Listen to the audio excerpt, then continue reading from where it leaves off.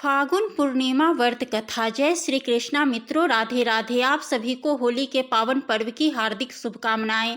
आज फागुन माह की पूर्णिमा तिथि है। जो भी विष्णु भक्त पूर्णिमा के दिन व्रत रखता है उसकी सारी मनोकामनाएं पूर्ण होती है। पूर्णिमा का व्रत रखने वाली महिलाएं सुखी, सौभाग्यवती और पुत्रवान होती है।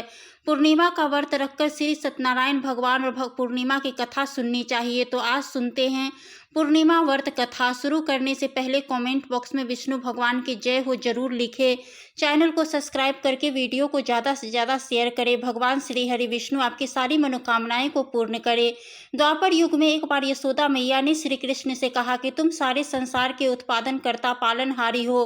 कोई ऐसा व्रत बतलाओ जिसको करने से मृत्यु लोक में स्त्रियों को विधवा होने का भय न रहे तथा वह व्रत मनुष्य की सभी मनोकामनाओं को पूर्ण करने वाला हो। तो श्री कृष्ण भगवान बोले कि महिलाओं को सौभाग्य की प्राप्ति के लिए 32 पूर्णमासी का व्रत करना चाहिए। यह व्रत अचल सौभाग्य देने वाला और भगवान शिव के प्रति मनुष्य मात्र की भक्ति को बढ़ाने वाला है। यशोदा जी कहने लगी कि इस व्रत को मृत्यु लोक में किसने किया था। तो श्री कृष्ण भगवान बोले कि मैं तुम्हें एक कथा सुनाता हूँ, ध्यान से सुनना। इस भूमंडल पर अनेक प्रकार के रत्नों से परिपूर्ण क्रांति नाम की एक नगरी थी। वहां चंद्रहास नामक राजा राज्य करता था। उसी नगर में अनेश्वर नाम का एक ब्राह्मण भी रहता था। उसकी पत्नी बहुत सुंदर थी जिसका नाम रूपवती था। दोनों उस नगरी में बड़े ही प्रेम पूर्वक रहते थे। उनके घर में धन धान की कोई कमी नहीं थी, परंतु उसको सबसे बड़ा दुख था कि उसको कोई संतान ही नहीं थी। एक समय उस नगर में एक बड़ा योगी आया। वह योगी उस ब्राह्मण के घर को छोड़कर अन्य सभी घरों से भिक्षा लाकर भोजन किया करता था। वह रूप से कभी भी भिक्षा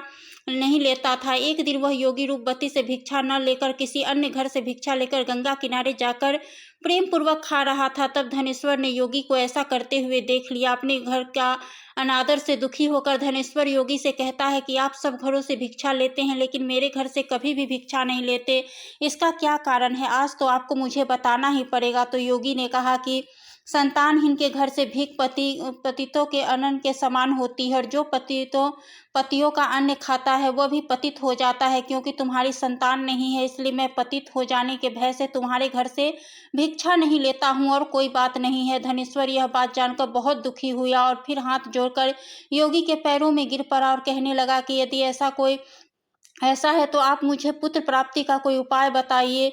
आप संसार में जानने वाले हो, तुम इस पर कृपा करो। धन की मेरे घर में कोई कमी नहीं है लेकिन संतान न होने के कारण मैं बहुत ही दुखी रहता हूँ। आप मेरे इस दुख का हरण करें। ऐसा कहते हुए रोने लगा। यह सुनकर योगी ने कहा कि तुम चंडी की आराधना करनी चाहिए, इससे तुम्हारी मनोकामना अवश्य पूरी होगी। तो ब्राह्मण खुशी खुशी घर आ गया और आकर अपनी पत्नी को सारी बात बताई और फिर स्वयं वन में तपस्या के लिए चला गया। वहां जाकर उसने चंडी की उपासना शुरू कर दी और व्रत भी किए। चंडी ने 16वें दिन उसको दर्शन दिया और कहा कि तुम्हारे यहाँ पुत्र होगा, परंतु 16 वर्ष की आयु में उसकी मृत्यु हो जाएगी। यदि वह दोनों स्त्री पुरुष 32 पूर्णमासी का व्रत विधि पूर्वक करेंगे तो वह दीर्घायु हो जाएगा। जितनी उनकी सामर्थ्य आटे के दिए बनाकर शिवजी भगवान का पूजन करें, परंतु पूर्णिमा के व्रत 32 व्रत होने चाहिए। इस बात का ध्यान रखना चाहिए। आज तुम्हें प्रातः काल होने पर इसी स्थान के समीप एक आम का वृक्ष दिखाई देगा। उस वृक्ष पर चढ़कर फल तोड़कर शीघ्र अपने घर चले जाना और अपनी पत्नी को सारा वृतांत बताना कि ऋतु स्नान करने के बाद वह स्वच्छ होकर श्री शंकर भगवान का ध्यान करके उस फल को खा ले, तब वो भगवान शंकर की कृपा से गर्भवती हो जाएगी। जब वह प्रातः ब्राह्मण उठा तो उसने अपने स्थान पर एक आम का वृक्ष देखा। उसे देखकर उसे बहुत ही खुशी हुई कि मेरा सत्य था। तभी उसने देखा कि उस आम के वृक्ष पर बहुत सुंदर फल लगा हुआ था। उस ब्राह्मण ने आम के वृक्ष पर चढ़कर फल को तोड़ने का प्रयास किया, परंतु वह असफल रहा। कई बार कोशिश की पर नहीं चढ़ पाया। तब ब्राह्मण को बहुत ही चिंता हुई, अगर मैं यह फल नहीं तोड़ पाया तो मेरे सपने का और मेरी पूजा का क्या फायदा होगा। तो वह विघ्नहर्ता गणेश जी की वंदना करके कहने लगा कि हे गणेश भगवान, मुझ पर कृपा करो, इतनी शक्ति दो कि मेरे मनोरथ को पूरा कर सकूं। इस प्रकार के गणेश जी की प्रार्थना करके पेड़ पर चढ़ने की कोशिश की तो वह सफल हो गया चढ़ने में। तो उसने वह सुंदर आम के फल को तोड़ लिया और ब्राह्मण उसे तोड़ जल्दी जल्दी जाकर वह फल अपनी पत्नी को दे दिया और साथ ही सपना वाली बात भी उसे बता दी। और उसकी पत्नी ने अपने पति के कहे अनुसार उस फल को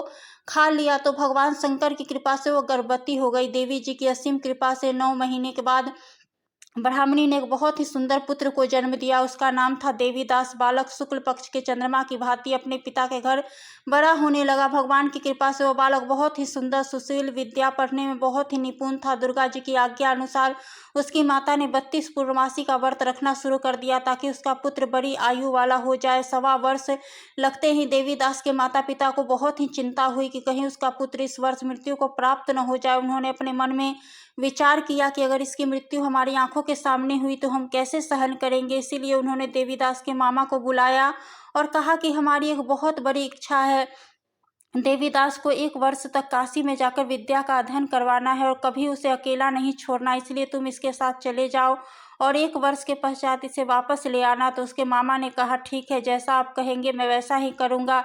उसके माता पिता ने देवीदास को एक घोड़े पर बैठाकर खाने पीने का सारा प्रबंध करके मामा के साथ विदा कर दिया, परंतु यह बात उन्होंने मामा को या किसी और को नहीं बताई। मामा चले जाने के बाद धनेश्वर अपनी पत्नी के साथ माता भगवती के सामने मंगल कामना तथा दीर्घायु के लिए भगवती की आराधना करने लगे। पूर्णमासी के व्रत को शुरू किए हुए तो थे ही, इस प्रकार बराबर उन्होंने 32 पूर्णमासी के व्रतों को उन्होंने पूरा कर दिया। उधर वह मामा भांजे घर से चलने के बाद कुछ दिनों बाद एक गांव में रात बिताने के लिए ठहरे। जहां पर वह ठहरे थे वहां पर ब्राह्मण की एक सुंदर लड़की का विवाह होने वाला था। जिस धर्मशाला में वर और बारात बाकी लोग रुके हुए थे, उसी धर्मशाला में देवीदास और उसके मामा ठहर गए।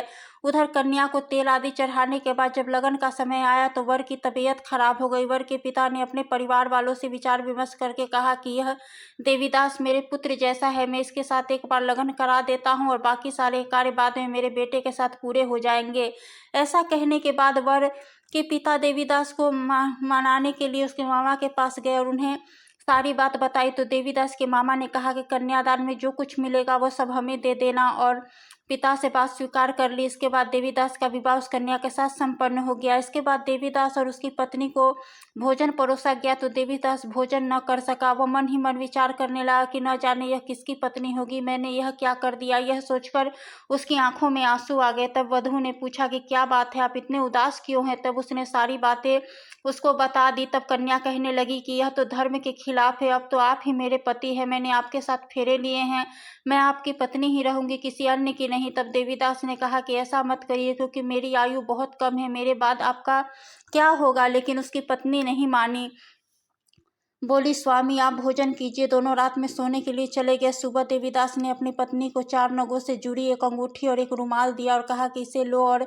संकेत समझकर सिरचित हो जाओ और मेरे मरण और जीवन जानने के लिए एक पुष्प वाटिका बना लो, उसमें सुगंधित वाली एक नवमल्लिका लगा लो, उसे प्रतिदिन जल से सींचा करना और आनंद के साथ खेलो कूदो। जिस समय और जिस दिन मेरे प्राण का अंत होगा उस दिन यह फूल सूख जाएंगे और जब यह फूल हरे भरे हो जाएं तो जान लेना कि मैं जीवित हूँ। यह समझाकर वह वहां से चला गया। इसके बाद जब विदाई का समय आया तो वह पहले वाला दूल्हा और बाकी के बाराती मंडप में आए तो कन्या ने उसे देखकर कहा कि पिताजी यह मेरा पति नहीं है, मेरा पति वह है जिसके साथ मैंने रात में बातचीत की थी। अगर यह मेरा पति है तो बताए कि मैंने इसके साथ क्या क्या बात हुई थी और उसने मुझे क्या कुछ दिया था, साथ ही कन्यादान के समय जो आभूषण मिले थे वह भी मुझे दिखलाए। तो कन्या की यह सारी बातें सुनकर वह कहने लगा कि मैं यह सब नहीं जानता। इसके बाद वह बारात खाली वापस लौट गई। भगवान श्री कृष्ण जी कहते हैं कि इस प्रकार देवीदास काशी विद्या अध्ययन के लिए चला गया। जब कुछ समय बीता तो काल से प्रेरित होकर एक सर्प रात के समय उसको डसने के लिए आया। उस विषधर के प्रभाव से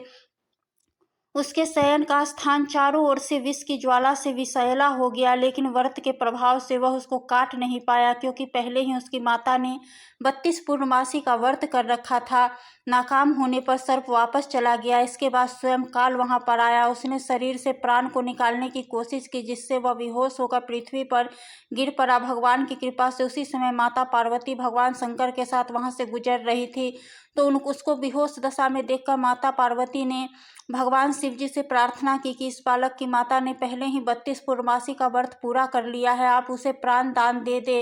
इस प्रकार भगवान शिव को उसको प्राण दान दे देते हैं। पूर्णिमा व्रत के प्रभाव से काल को भी पीछे हटना पड़ा। देवीदास स्वस्थ होकर बैठ गया। उधर उसकी पत्नी उस काल की प्रतीक्षा किया करती थी। जब उसने देखा कि उस पुष्प वाटिका के सारे फूल सूख गए हैं तो उसको बहुत ही हैरानी हुई, लेकिन जब वाटिका फिर से हरी भरी हो गई तो वह जान गई कि उसके पति को कुछ भी नहीं हुआ। यह देखकर वो बहुत खुश हुई और मन ही मन कहने लगी कि मेरे पति जिंदा है। फिर उसने अपने पिता से कहा पिताजी, मेरे पति जिंदा है, आप उन्हें खोज कर लाए। तो पिताजी ने कहा ठीक है। उधर 1.25 साल पूरे हो गया था। देवीदास अपने मामा के साथ काशी से वापस आ रहा था। उधर उसके ससुर उसको खोजने के लिए जाने ही वाले थे कि दोनों मामा भांजे वहां आ गए। उसको आया हुआ देखकर उसके ससुर को बहुत ही प्रसन्नता हुई और उन्होंने अपने साथ घर ले आए। और उसी समय नगर के सारे लोग वहां इकट्ठा हो गए। सारे लोगों ने और उस कन्या ने उस लड़के को पहचान लिया। कुछ दिन वहां रुकने के बाद देवीदास अपनी पत्नी और मामा के साथ अपने ससुराल से बहुत सारे उपहार लेकर अपने नगर को रवाना हुआ। जैसे ही वो अपने गांव के निकट पहुंचे, उसको देखते ही गांव के लोगों ने उसके माता पिता को जाकर कहा कि देवीदास अपनी पत्नी और मामा के साथ आ रहा है। ऐसा सुनकर उसके माता पिता बहुत ही खुश हुए और पुत्र वधू को आने की खुशी में धनेश्वर ने बहुत बड़ा उत्सव मनाया। तब श्री कृष्ण जी कहते हैं कि धनेश्वर 32 पूर्णमासी के प्रभाव से पुत्रवान हुआ। जो व्यक्ति इस व्रत को करते हैं और जन्म जन्मांतर के पापों से छुटकारा पा लेते हैं। पूर्णिमा बहुत ही अधिक महत्व होता है। इस दिन दान करना बहुत शुभ माना जाता है। इस दिन किए गए दान पुण्य का कई गुना ज्यादा फल हमें प्राप्त होता है। इस पावन दिन व्रत करने से सारे पापों का नाश हो जाता है और मृत्यु के बाद वैकुंठ लोक में स्थान मिलता है। पूर्णिमा के दिन जो भी व्रत करता है, भगवान श्री हरि विष्णु उसके सारे दुख और दर्द को दूर कर देते हैं। तो मित्रों, प्रेम से बोलिए श्री हरि विष्णु की